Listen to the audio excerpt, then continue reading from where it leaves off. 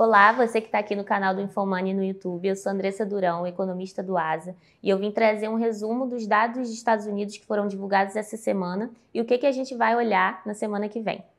Nessa semana, a gente teve a ata do FONC, divulgada na quarta-feira, que trouxe, na minha opinião, uma percepção um pouco maior de risco em relação à inflação.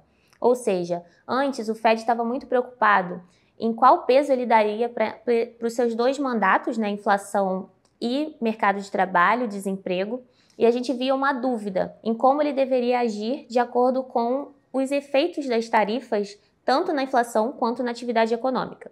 E agora, com a ata, fica parecendo que o Fed tem um pouco mais de receio quanto ao que fazer por conta do possível risco para a inflação. Então, a gente sente que o Fed está um pouco mais rock, no sentido de pensar em juros mais altos por conta do risco maior para a inflação, enquanto para a atividade ainda está tudo muito incerto, a gente não sabe se vai ter mesmo uma recessão, mas os riscos de uma recessão, as probabilidades diminuíram bem nas últimas semanas.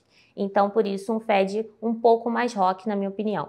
Mas, quando a gente olha para os dados que foram divulgados na quinta e na sexta-feira, a gente tem dados ali de consumo que foram revisados para baixo no primeiro trimestre e trouxeram também uma surpresa para baixo em abril. Isso traz para a gente que o consumidor americano, apesar de ainda não sugerir uma recessão, está um pouco mais contido e a gente vê uma desaceleração clara no consumo.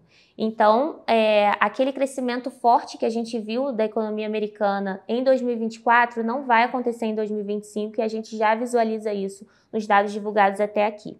A gente também teve dados de inflação.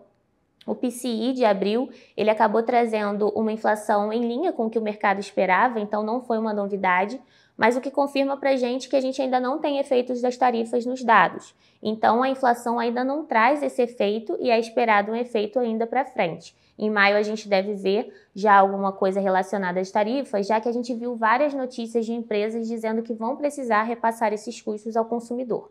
Então, se a gente tem um consumo um pouco mais fraco e uma possível alta da inflação por conta das tarifas, provavelmente o Fed vai continuar nesse trade-off e vai continuar esperando, né, com esse compasso de espera por conta da incerteza ainda elevada. Até a próxima decisão de juros, a gente vai ter um cenário um pouco mais claro, tanto em relação à inflação quanto em relação à atividade e mercado de trabalho. E aí, na semana que vem, a gente vai estar de olho nos dados de mercado de trabalho de abril. Vão ser divulgados principalmente taxa de desemprego e payroll na próxima sexta-feira, que são os principais dados e para onde o Fed está olhando nesse momento.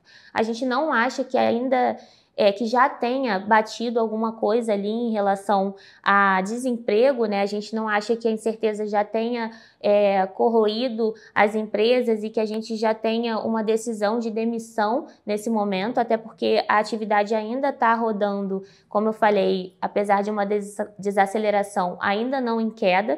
Então, a gente tem uma economia ainda rodando bem. Isso não significa que a gente já tenha um mercado de trabalho em deterioração. Então, esses dados ainda devem trazer para a gente incerteza, um dado de atividade ainda forte, sem saber muito bem o que vai acontecer para frente e também resultando num Fed ainda em dúvida. Além disso, na semana que vem a gente tem alguns dados também que a gente chama de qualitativos, né? Por exemplo, o ISM, tanto industrial quanto de serviços, que é um forte leading da atividade econômica dos Estados Unidos e é um dado que ainda também não trouxe uma queda relevante, a ponto de a gente confiar que vai ter uma recessão. A gente fica de olho se esses dados vão continuar mostrando uma piora ou se eles vão voltar, como vários outros indicadores qualitativos mostraram nos últimos dias. A gente vai acompanhar tudo de perto e vai trazer as novidades por aqui. Obrigada e até a próxima!